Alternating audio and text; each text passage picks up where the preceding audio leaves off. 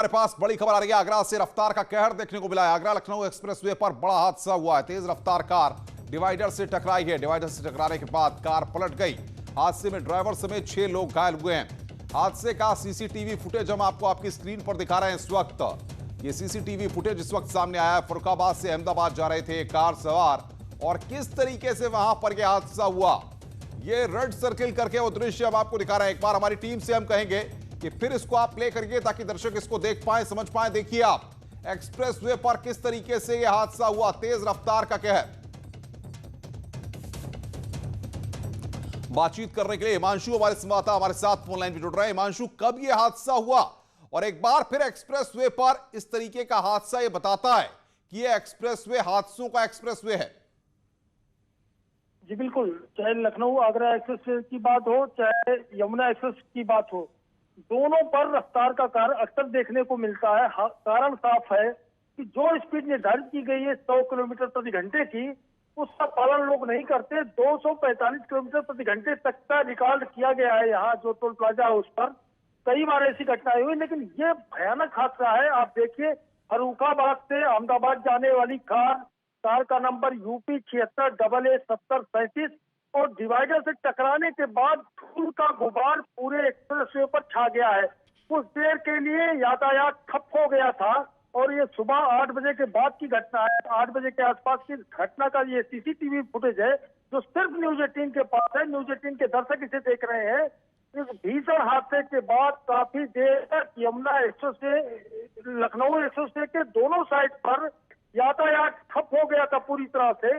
और right hand side पे accident हुआ, यानी लखनऊ से ये गाड़ी जो कार है लखनऊ से आगरा की तरफ आ रही थी और टोल प्लाजा के करीब ये हादसा हुआ। टोल प्लाजा की दूरी आगरा से 22 किलोमीटर है और उसी के पास ये हादसा हुआ है और सीसीटीवी फुटेज इसका है। इस भयानक हादसे में एक महिला माया देवी, उसकी हालत गंभीर है। जो 6 घायल हैं, सभी घायलों को यहाँ के प्राइवेट हॉस्पिटल में भर्ती कराया गया, उनका इलाज चल रहा है। लेकिन सोचने वाली बात है कि तमाम तैयारियां होती, तमाम लोगों को निर्देश दिए जाते हैं कि स्पीड को नियंत्रण में रखें ताकि हादसे न हो। लेकिन हिमांशु, सवाल यहां पर यह है कि लगातार इस तरीके के हादसे हो रहे हैं। तमाम टोल प्लाजा पड़ते हैं, तमाम एक्सप्रेसवे की गाड़ियां हर किलोमीटर पे खड़ी रहती हैं, उसके बाद भी कोई बंदिश नहीं, कोई नियम कानून बहुत बनाए गए हैं, लेकिन किसी नियम कानून का कोई पालन होता नहीं दिखता है। जी बिल्कुल, अगर दिखता होता नियम कानून का पालन तो ये हादसे सामने ना आते। जो तमाम गाड़ियां पेट्रोलिंग करती हैं वो सिर्फ अपनी ड्यूटी की जिम्मेदारी दिखाने वाली ड्यूटी जो होती है उसको अदा करते हैं। कायदे से उनको नियंत्रित करना चाहिए और जब ये नियम है कि चालान काटे जाए, तमाम बड़े बड़े कैमरे लगे हैं, हिमांशु, तो कोई कार्रवाई देखने को नहीं मिलती और यहाँ पर स्पीड रफ्तार का कहर अक्सर देखने को मिलता है और इस तरीके के हादसे सामने आते हैं जैसा कि तस्वीर आपकी स्क्रीन पर है। आगे बढ़ते हैं, खबर नोएडा से है जहां पर गत्ते की दुकान में आग लगी है। सेक्टर 66 में गत्ते की दुकान है जहां पर आग लगी हुई है। दमकल कर्मियों ने फिलहाल मौके पर पहुंचकर आग पर काबू पा लिया है। आग लगने के कारणों की वहां पर जांच की जा रही है। ये तस्वीरें हम आपकी स्क्रीन पर दिखा रहे हैं। कितनी भीषण की आग कि दमकल कर्मियों को भी वहां पर खासी मशक्कत करनी पड़ी है। राजीव बातचीत करने के लिए नोएडा से हमारे संवाददाता फोन लाइन पर जुड़ रहे हैं। राजीव, किस वजह से आग लगी थी और फिलहाल क्या स्थिति है मौके पर?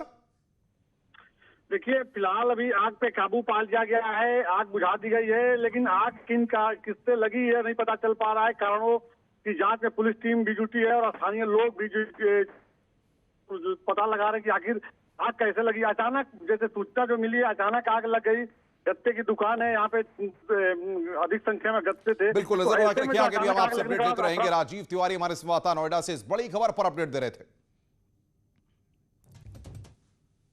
नोएडा से ही बड़ी खबर है, मासूम की हत्या हुई है। बाप ने की 3 साल की बेटी की हत्या। आपसी कलह में पत्नी की भी पिटाई की गई। घायल पत्नी जिला अस्पताल में फिलहाल भर्ती है। नोएडा के बरुला गांव में बड़ी वारदात हुई है। आरोपी की गिरफ्तारी में पुलिस की टीमें जुटी हुई हैं। नोएडा से बड़ी खबर, मासूम की हत्या की गई है। घायल पत्नी को जिला अस्पताल में फिलहाल भर्ती कराया गया है। नोएडा के बरुला गांव में एक घटना सामने आई है।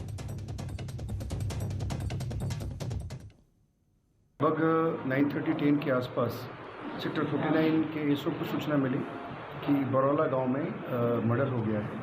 इस सूचना पर तत्काल मौके पर एसएचओ और वहाँ के जो एसीपी हैं ये दोनों मौके पर गए और मौके पर जाके लोगों ने देखा तो एक महिला वहाँ पे घायल अवस्था में थी और एक जो 3 साल की लगभग बच्ची थी उसकी मौत हो गई थी। तत्काल लोगों ने सबसे पहले वहाँ पे शिफ्ट किया हॉस्पिटल में।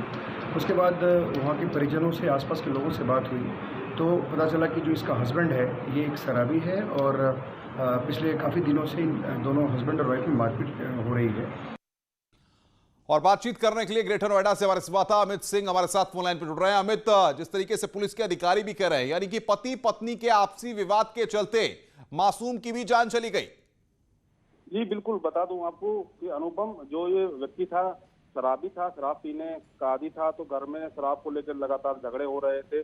आज इस पिता ने अपनी 3 साल की बच्ची को पटक के जमीन पे मार दिया, जिसमें जो 3 साल की बच्ची है उसकी मौके पे मौत हो गई। वहीं फिर इस व्यक्ति ने अपनी पत्नी के साथ भी मारपीट की, जहां इसको गंभीर चोट आई है और पुलिस ने इसको अस्पताल में भर्ती करा दिया है और जो बच्ची का शव है उसको पोस्टमार्टम के लिए भेज दिया है। जो व्यक्ति है यह अभी फरार है, पुलिस इसके पकड़ने के लिए दबी दे रही है। बिल्कुल अमित, नजर बना के रखिए, आगे भी हम आपसे अपडेट लेते रहेंगे। अमित सिंह बता रहे हैं कि शराबी व्यक्ति है और इसी के चलते पहले उसने अपनी मासूम को सिर पटक करके मार दिया और पत्नी के साथ भी मारपीट की, जिसका इलाज जिला अस्पताल में चल रहा है। बागपत के बड़ौद थाना इलाके में खूनी संघर्ष हो गया, जहां सड़क पर फैली गंदगी को साफ करने को लेकर 2 पक्ष आपस में भिड़ गए। एक पक्ष के लोगों ने दूसरे पक्ष पर पथराव के बाद लाठी डंडों से हमला कर दिया, जिसमें एक महिला समेत 6 लोग घायल हो गए, जिनको इलाज के लिए हॉस्पिटल में भर्ती कराया गया है। वहीं पुलिस इस पूरे मामले की जांच पड़ताल में जुटी हुई है। दरबार का नाम बता सकते हैं? तो बागपत में एक घटना सामने आई है, एक्सक्लूसिव तस्वीर हम आपको दिखा रहे हैं। गंदगी को लेकर के 2 पक्ष आमने सामने आते हैं, दोनों पक्ष में भिड़ंत होती है और उसके बाद नौबत यहां तक आ जाती है कि उनके बीच में लाठी डंडे चलने शुरू हो जाते हैं और पथराव तक की नौबत आ जाती है, जिसमें 6 लोग घायल हो गए हैं, जिनको अस्पताल में भर्ती कराया गया है।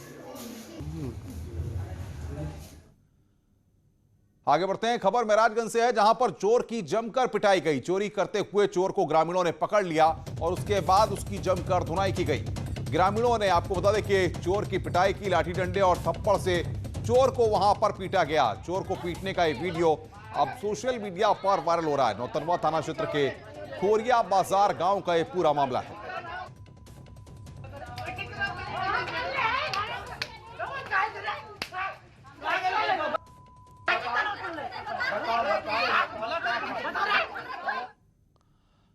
प्रतापगढ़ में बिना लग्न अनोखी शादी, प्रेमिका से मिलने आए युवक को ग्रामीणों ने पकड़ा।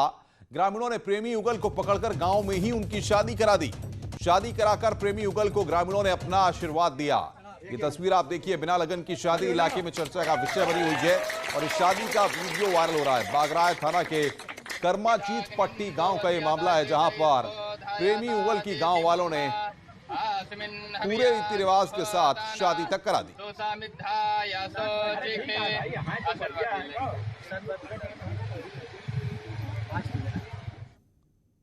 और युवक का हाथ काटने पर बड़ा खुलासा हुआ। युवक के आरोप गलत है। हरियाणा पुलिस ने इस बात को कहा है, मुस्लिम होने की वजह से नहीं हुआ हमला।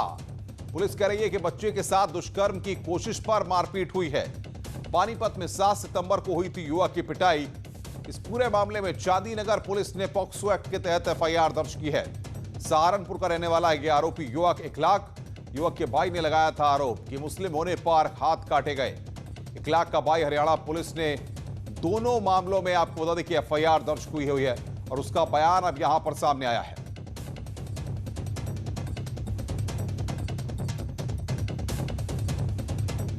सूचना आती है कि भाई एक आदमी सूचना देता है कि भाई हम रात को सो रहे थे अपने मकान में और उनके मकान के पास साथ में पार्क है और पार्क के साथ रेलवे लाइन लगती है। एक दरवाज़ा उनका पार्क में खुलता है घर का। वो शिकायत करता कहता है कि भाई मैं 12 साढ़े 12 बजे जब उठा तो मेरा लड़का 6-7 साल का लड़का चारपाई पर नहीं था और जब उसने शोर मचाया कि कहाँ गया तो कुछ पड़ोसी उठ गए और उन्होंने बच्चे की तलाश शुरू की और देखा कि भाई उनका जो दरवाज़ा पार्क की तरफ खुलता वो दरवाज़ा खुला हुआ है। तो वो बंदा जो कंप्लेनेंट है वो उस दरवाजे से बाहर निकल के उसको बच्चे की तलाश करता है। तो कुछ दूरी पर उस पार्क में एक आदमी नग्न अवस्था में उसके बच्चे को भी नग्न अवस्था में करके और वो लिए हुए था। उन्होंने देख लिया, वो भाग के उन्होंने बच्चे को बचाया और जो लड़का को लिए हुए था उसके साथ उसके चंगुल से छुड़वा और हाथापाई उनकी वहां पर हुई है। अब आपको सुनाते हैं अखलाक के भाई इकराम का वो बयान जिसमें उन्होंने आरोप लगाया था कि मुस्लिम होने के चलते उसके भाई को बेवजह सजा मिली। पार्क में जाके बैठ गया था, तभी तो लोगों ने उसका नाम पूछा, उसको मारना शुरू कर दिया। इसने ये ध्यान नहीं दिया वो लोग किधर को गए, और वो फिर ये वहाँ से उठ के दूसरी जगह जाके बैठ गया। और इसने आसपास में पानी देखा, इसको पानी वहाँ पे कहीं नहीं मिला। एक दरवाज़ा दिखा इसको, इसने उस दरवाजे पे हाथ मारा, उन लोगों ने दरवाज़ा खोला, इसको अंदर खींच लिया।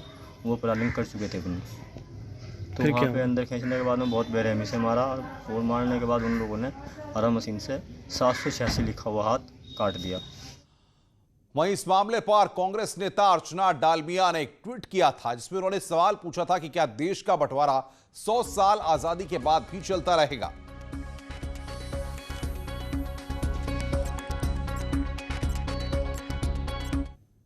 बड़ी खबर की अब बात कर रहे हैं। सरकारी नौकरी में उत्तर प्रदेश में बड़े बदलाव की तैयारी कर रही है सरकार। उत्तर प्रदेश में सरकारी नौकरी अब प्राइवेट जैसी होगी। प्रोफेशनलिज्म और परफॉर्मेंस बेस्ड होगा काम। अब 5 साल तक होगी संविदा पर तैनाती। समूह ख और ग में संविदा पर तैनाती। 6 महीने में होगा संविदा कर्मचारी का मूल्यांकन और कर्मचारियों के प्रदर्शन और दक्षता का मूल्यांकन होगा। 60% से कम अगर अंक आते हैं तो आपको सेवा मुक्त कर दिया जाएगा। 5 साल के बाद ही की जाएगी मौलिक नियुक्ति।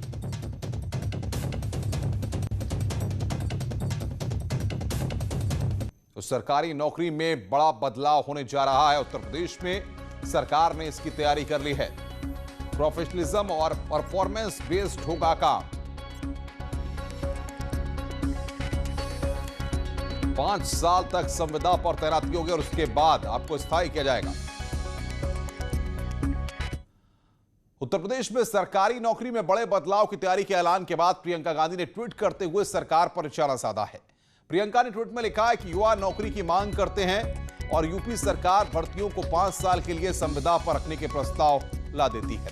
ये जले पर नमक छिड़ककर युवाओं को चुनौती दी जा रही है। गुजरात में यही फिक्स पे सिस्टम है।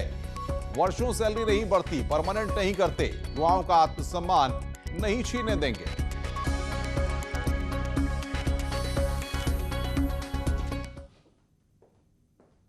आगे बढ़ते हैं। अमेरिका में स्कॉलर छात्रा सुदीक्षा भाटी की याद में एक लाइब्रेरी बनाई जाएगी। सुदीक्षा के परिजन आज मुख्यमंत्री योगी आदित्यनाथ से मिले। देखिए रिपोर्ट।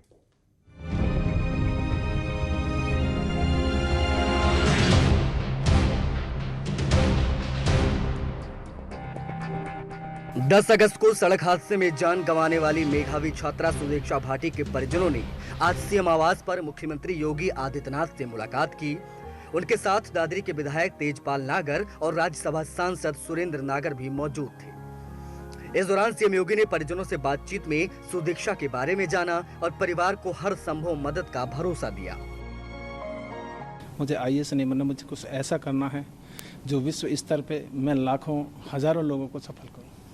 ऐसी कामयाबी के साथ हम तो शायद इस चीज़ को भूल नहीं पाएंगे, लेकिन शुक्रगुजार है सांसद जी का, विधायक जी का, मुख्यमंत्री जी का, जिन्होंने हमारी पीड़ा को समझा।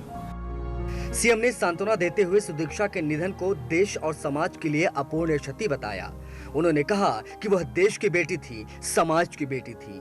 बिटिया के जाने का दुख सबको है, पर हिम्मत से काम ले, हम सब साथ हैं। परिवार ने खासतौर से जो मांग की कि सुदीक्षा भाटी का जो वहाँ प्रेरणा स्थल, एक लाइब्रेरी वहाँ बने, उसकी याद में, क्योंकि वो शिक्षा से जुड़ी हुई थी, प्रेरणा आने वाली पीढ़ी को उससे मिले। इसके लिए माननीय मुख्यमंत्री जी ने तुरंत वहाँ जिला प्रशासन को आदेश कर दिया कि वहाँ प्रेरणा स्थल और वहाँ पर लाइब्रेरी उसके नाम पे बने। 15 लाख रुपए की आर्थिक सहायता तुरंत प्रदेश सरकार की तरफ से, और 5 लाख रुपए हम लोग वहाँ मिलकर 5 लाख रुपए की सहायता हम करेंगे, तो 20 लाख रुपए की आर्थिक सहायता माननीय मुख्यमंत्री जी ने सुदीक्षा भाटी के परिवार की है। सीएम योगी ने सुदीक्षा के परिवार को 20 लाख रुपए की आर्थिक मदद का ऐलान किया। राज्य सरकार की ओर से 15 लाख रुपए दिए जाएंगे, जबकि राज्यसभा सांसद सुरेंद्र सिर्फ अपनी शिक्षा के बदौलत अमेरिका तक का सफर तय किया था, लेकिन 10 अगस्त को बुलंदशहर में एक सड़क हादसे में उनकी मौत हो गई थी। Bureau report, news 18। Uttar Pradesh के मुख्यमंत्री योगी आदित्यनाथ ने पूर्व केंद्रीय मंत्री रघुवंश प्रसाद के निधन पर श्रद्धांजलि दी है। सीएम ने ट्वीट करके लिखा है कि सादगी की अप्रतिभा विशाल ग्रामीण पृष्ठभूमि से संबंध रखने वाले वरिष्ठ राजनेता श्री रघुवंश प्रसाद सिंह जी का निधन अत्यंत दुखद है। ग्राम्य विकास मंत्रालय में उन्होंने सराहनीय कार्य किया है। प्रभु श्री राम से प्रार्थना है कि दिवंगत आत्मा को अपने श्री चरणों में स्थान दें। ओम शांति।